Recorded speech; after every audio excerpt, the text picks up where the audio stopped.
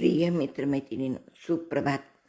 आज 26 जून 2026 शुक्रवार सादर करत आहे लेखक वैभव सुरेश मोरे व संपादक CA पवनकुमार विजयकुमार झंवर यांच्या प्रामाणिक कामातील अप्रामाणिकपणा या लेखसंग्रहातील प्रकरण 8 समाजसेवेचा इव्हेंट.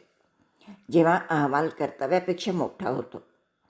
राष्ट्रीय सेवा योजना NSS किंवा समाजसेवेत प्रात्यक्षिके सोशल सर्व्हिस प्रॅक्टिकल याचा मूळ उद्देश विद्यार्थ्यांमध्ये श्रमाची आवड, समाजाप्रती संवेदनशीलता निर्माण करणे हा असतो. पण आज या योजना केवळ फोटोग्राफी आणि जेवणावळीपुरत्या मर्यादित झाल्या आहेत. याचा प्रत्यक्ष अनुभव मला माझ्या BEd प्रशिक्षणादरम्यान आला. आम्ही एका दत्त गावात समाजसेवेसाठी गेलो होतो. एका नामांकित शैक्षणिक संस्थेचे NSS शिबिर सुरू होते. आश्चर्याची गोष्ट म्हणजे ज्या विद्यार्थ्यांना स्वयंसेवक म्हटले जाते त्यांना NSSचा साधा अर्थ, बिल्ल्याचा रंग किंवा टाळ्या वाजवण्याची पद्धतही माहीत नव्हती. 6 महिने उलटूनही महाविद्यालयाने त्यांना फक्त गर्दी म्हणून वापरले होते. जेव्हा मी त्यांना त्यांचे महत्त्व समजावून सांगितले तेव्हा त्यांच्या डोळ्यात ती जिज्ञासा दिसली. ती हे सिद्ध करत होती की विद्यार्थ्यांना शिकायचे आहे, पण शिकवणारी व्यवस्थाच अप्रामाणिक झाली आहे. मला वाटले होते की गावात गेल्यावर आम्ही स्वच्छता करू, लोकांचे प्रबोधन करू किंवा काहीतरी विधायक काम करू. पण दुर्दैवाने आमचे शिबिर म्हणजे केवळ एका टेम्पोत बसून गावात जाणे, तिथे काही सोपस्कार पार पाडणे, पोटभर जेवणे आणि फोटो काढून परत येणे इतकेच मर्यादित राहिले. तिथे सेवा नव्हती, तर फक्त हजेरी होती. या सर्व अट्टहास मागचे खरे कारण नंतर समजले. महाविद्यालयात NAAC कमिटीसमोर आपला अहवाल सादर करायचा होता. कागदावर हे दाखवायचे होते की आम्ही किती समाजकार्य केले.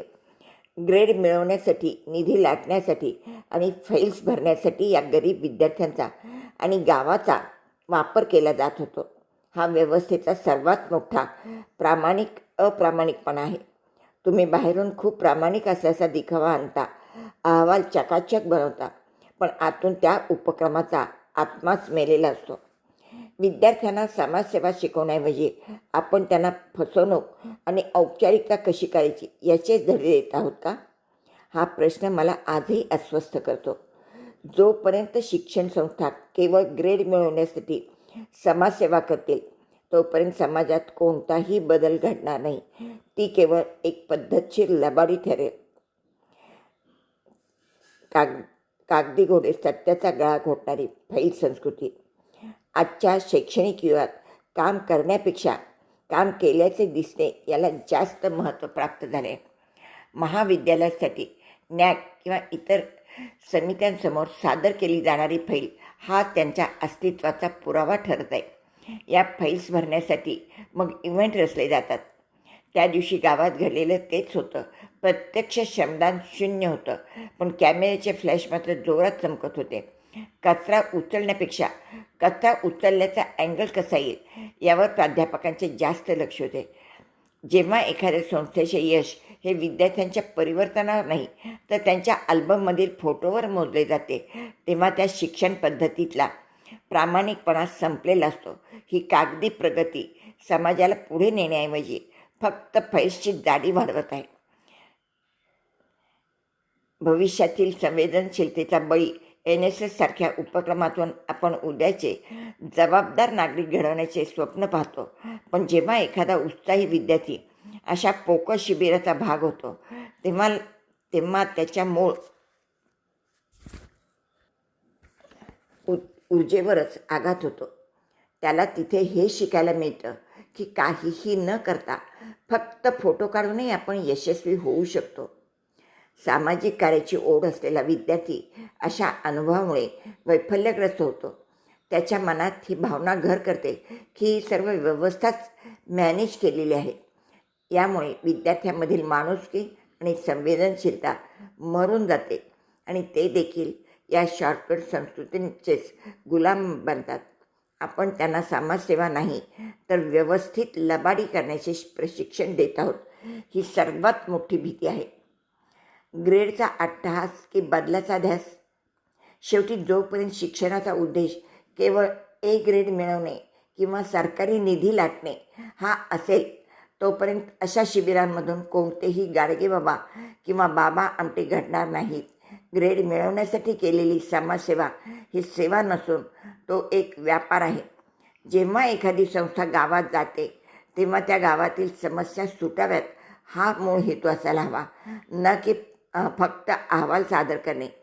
जोपर्यंत आपण ही पद्धतशीर लबाडी थांबवत नाही तोपर्यंत शिक्षणातील गांभीर्य परत येणार नाही.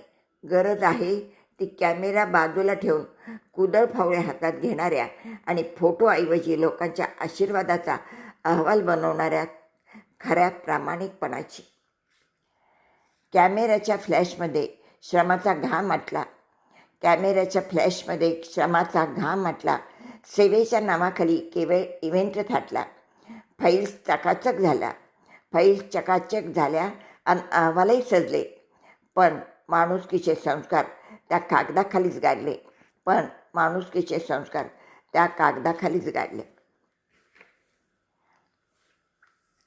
प्रिय मित्रमैत्रिणींनो, आपल्याला हे बघावं लागत आहे. आपण बघतोय पण आपण मांडत नाही. अशा व्यवस्थेविरुद्ध आपण कधी लढा देत नाही. साधं उभा राहायचंही आपण धारिष्य दाखवत नाही. सरांच्या मनातली खंत खूप योग्य रीतीने साधारण मांडली आहे आणि एक चांगला शिक्षक कसा असावा याचं हे उदाहरणही आहे. तुमच्या प्रतिसादाची खास वाट पाहत आहे. रियाज भैया तुमच्याही प्रतिसादाची आवर्जून वाट पाहत आहे. आजच्या दिवसासाठी खूप खूप शुभेच्छा. पालवी परिवार व शब्दशिल्प वाचनालय. धन्यवाद. वंदे मातरम.